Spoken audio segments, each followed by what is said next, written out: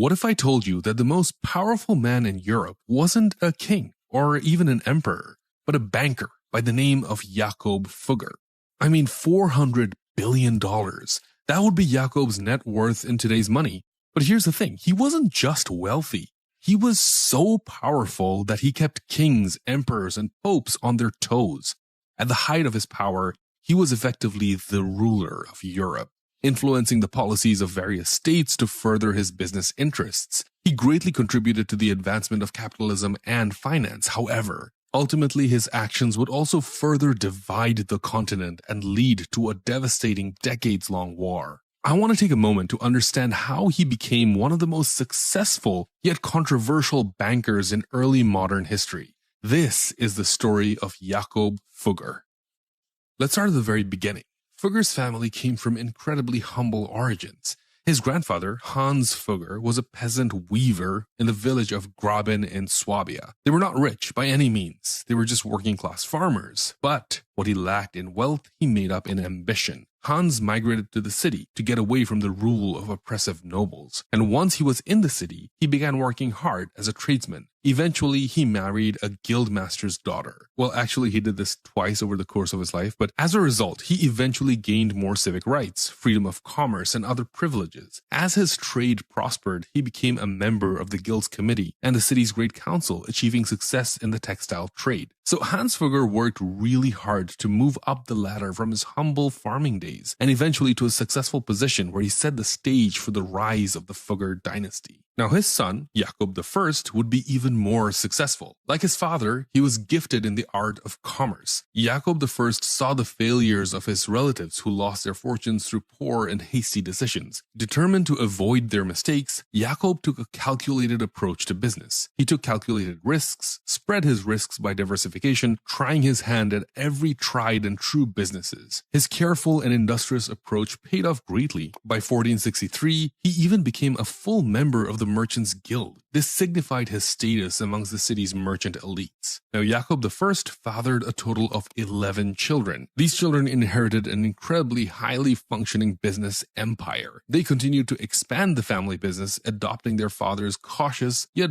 bold business strategies. They diversified into textiles, spices, jewels, and even religious relics like martyrs' bones or fragments of crosses. Amongst those 11 kids, the youngest son, Jakob II, would be the one to ultimately lead the family business to unprecedented heights. Ironically though, he initially intended to avoid engaging in the family enterprise. He was more interested in pursuing a religious career. Had history played out differently, he could have become a priest, or even could have gone on to become a cardinal. But his older brothers wanted him to join the family business, because they were convinced that he had a natural talent for numbers. Jakob II was sent to Venice to train at the family's recently established agency. In Venice, he studied modern bookkeeping, starting in 1478. He also learned about Italian financial practices, gaining insights into banking and trade that would prove crucial for the Fugger family's expanding empire. After returning back in his mid-20s, he was given control of a family agency in Innsbruck in Austria. As a financier, he showed himself to be unlike his family members. You see, he was intelligent, but he wasn't very cautious with money like his brothers or his father. Rather, he embraced risk.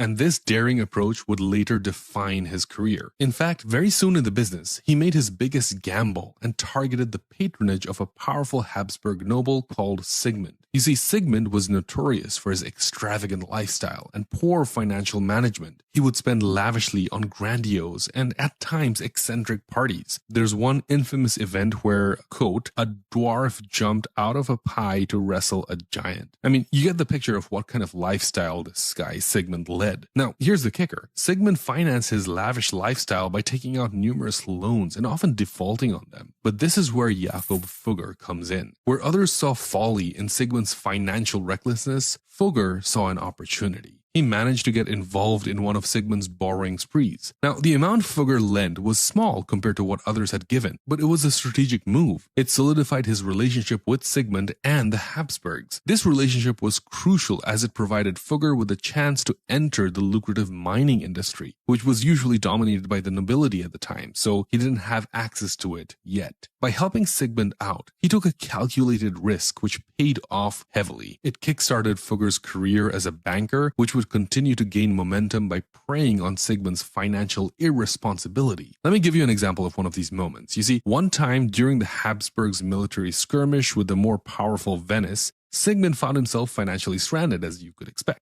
Large bankers refused to lend him money due to his poor credit history, leaving him desperate. And guess who stepped in to help Sigmund out? Fugger recognized this opportunity and gambled his family's fortune. He was on a mission to raise every coin he could, and eventually lent Sigmund 100,000 florins. That's like tens of millions of dollars in today's money, just for your reference. It was a make or break situation, but if Fugger succeeded in this plan, he would reap a substantial profit. You see, Fugger was smart.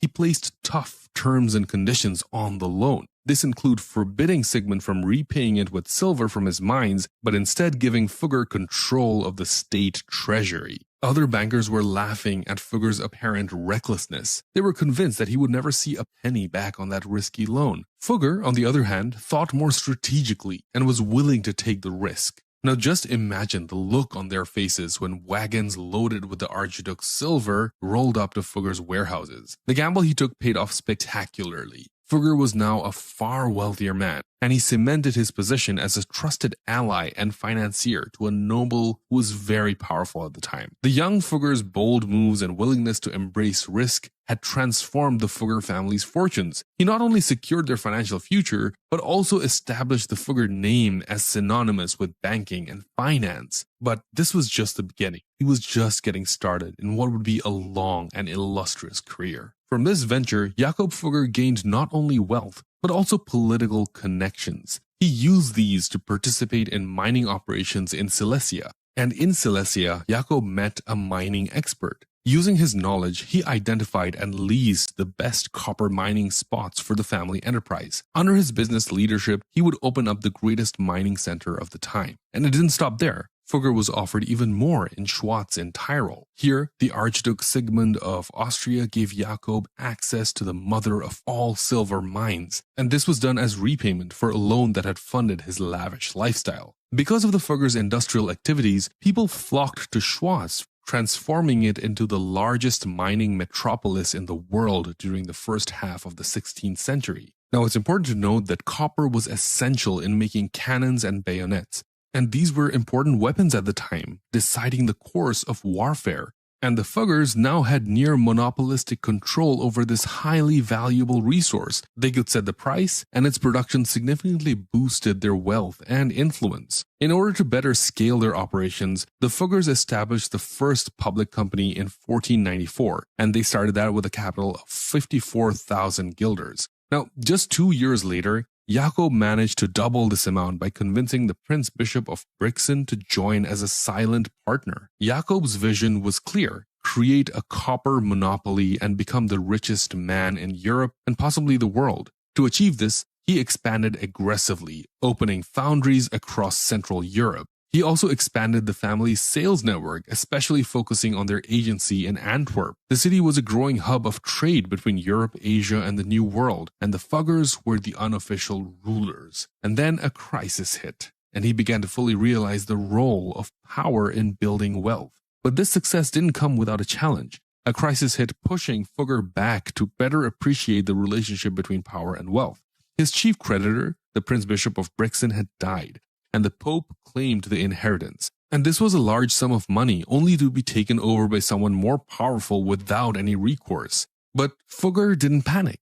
He used his negotiation skills and deep understanding of the political landscape to navigate the crisis. Many sources tell us that he engaged in very interesting conversations with the Vatican and leveraged his network to protect the Fuggers' interests. He not only averted disaster, but also learned a valuable lesson: that power is power. He had to seize power at all costs. This realization transformed Fugger's approach to his business and alliances. He began to see people as pieces in a great game, only to be discarded or used as he saw fit. He also decided to ditch his old patron for a new one, moving away from Sigmund to instead aligning with his cousin, the future Holy Roman Emperor Maximilian I. Now, when Maximilian threatened to take power if Sigmund failed to repay his debts, Fugger could have stepped in and offered to lend the Archduke a helping hand. But that's not how it went down. You see, Fugger preferred Maximilian. He ended up financing his efforts to take Vienna. And this was a smart move because Maximilian was a far more capable ruler. His rise to power opened new opportunities for Fugger. You see, the Emperor Maximilian granted him access to Hungary, which was then a key region in copper mining. And Fugger seized this chance and reconfigured Hungary's mines, which ultimately further expanded his mining empire. In 1507, laying the foundation for the family's widespread land holdings, Jakob acquired the countships of Kirchberg and Weissenhorn from Maximilian I. Effectively, the Fuggers were now counted on into the status of the high-ranking nobles themselves, all in but name. Now, Jakob's influence continued to grow, but it didn't go unnoticed by his envious rivals. When other bankers pressured Maximilian to cut Fugger out, Fugger used his power to pressure influential dukes and bishops to force Maximilian to relent. I mean, this guy had immense negotiation skills. I can't stress that enough. Now, in 1514, the Emperor Maximilian officially recognized Jakob's power and influence by making him a count, which at that time was a very high-ranking position in nobility. Now, the Emperor Maximilian also had several reasons to remain on Fugger's good side. He was literally the most valuable ally and his chief financial supporter. But eventually, as the emperor's health got worse, he needed Jakob's goodwill to secure the throne for his chosen successor, Charles V.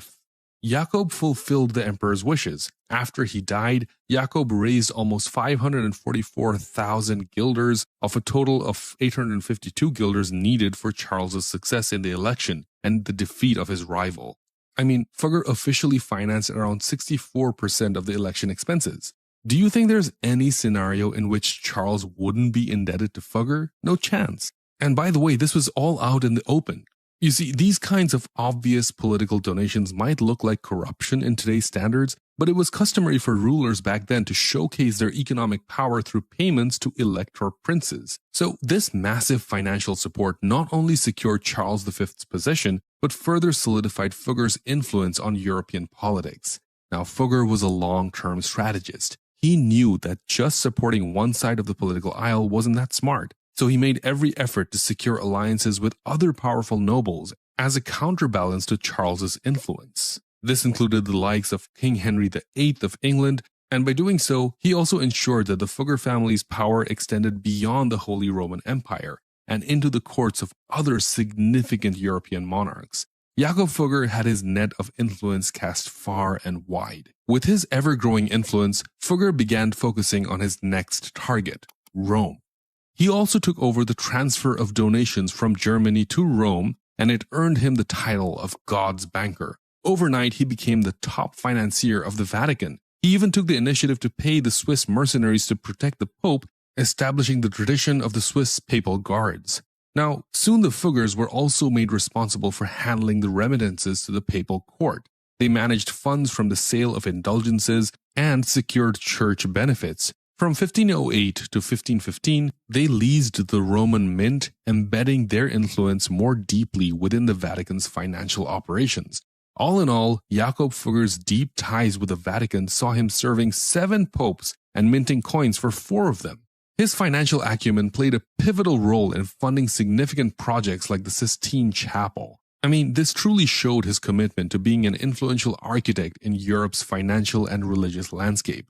Jakob Fugger was now a man who had immense influence over the emperor and the pope.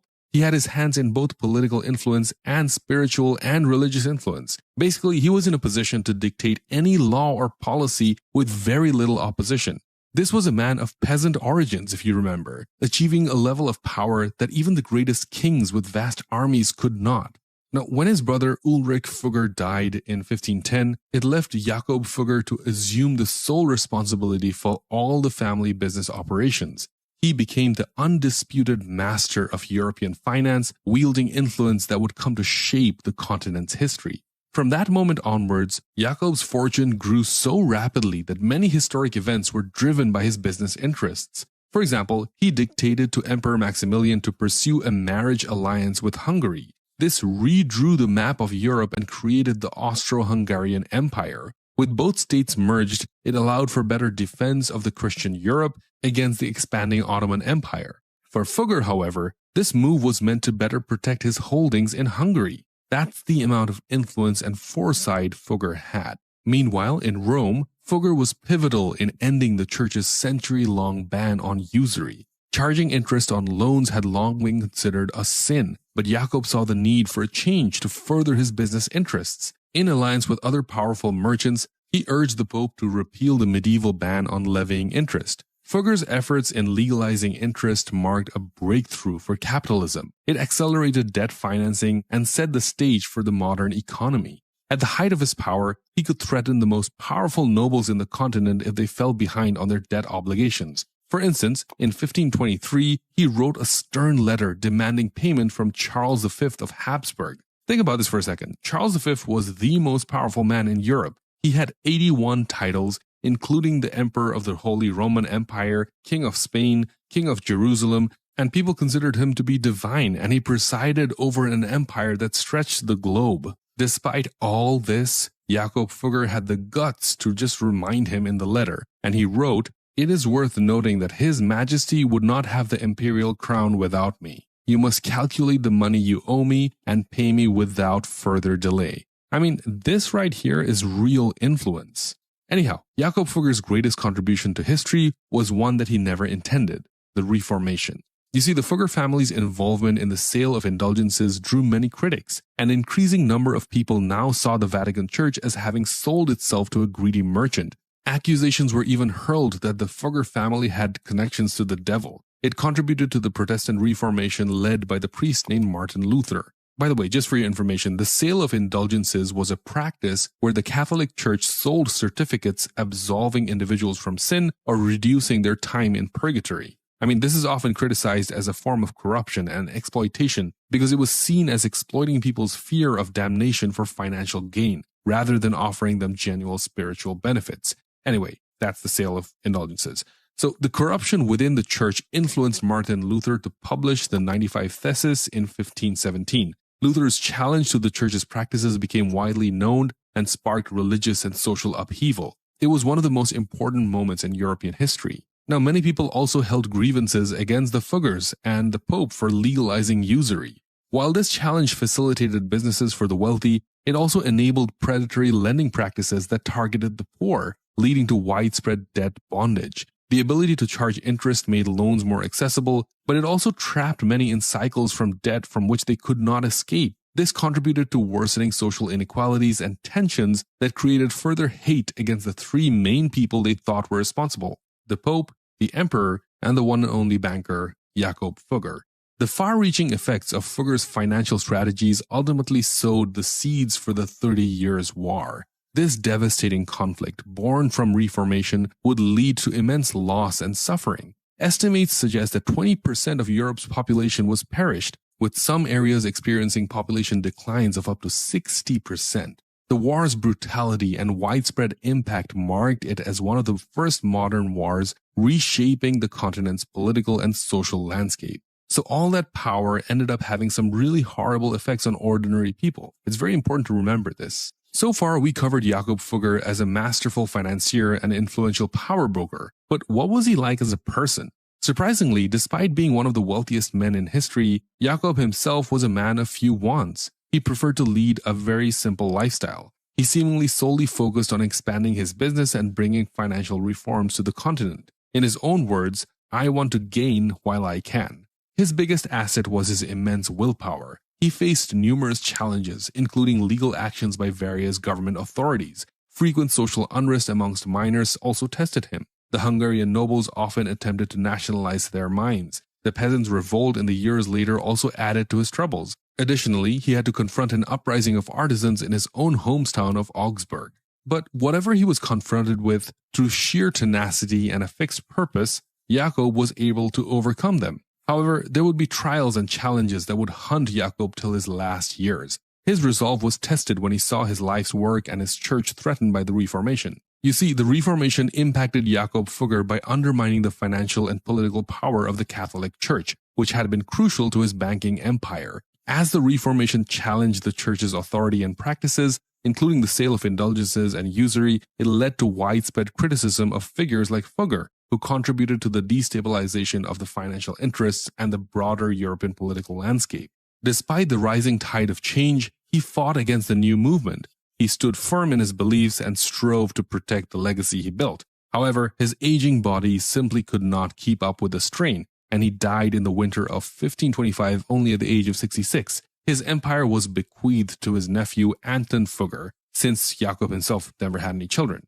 Now, Jakob Fugger's financial acumen and his political influence led to a permanent shift in the history of the continent. If the Medici were responsible for the birth of modern capitalism, it was Jakob Fugger that perfected it. In doing so, he created immense power and wealth. He not only transformed the economic landscape, but also influenced the political and social fabric of Europe. His control over vital resources such as silver and copper, and his pivotal role in financing emperors and popes gave him unprecedented sway over the continent's financial affairs. Yet it also played a significant role in some of Europe's darkest chapters. Economic disparities and discontent grew as a result of his decisions. Now, if you've stuck around to the end, I'd really appreciate it if you could leave a crown emoji in the comment. That way I could tell how many of you stuck around till the end. And then please do subscribe to the channel if you haven't already. It would mean the world to me. Also, make sure you check out this video I made about the Medicis. I think you'd find it very interesting. Thanks so much for watching, and I'll see you soon.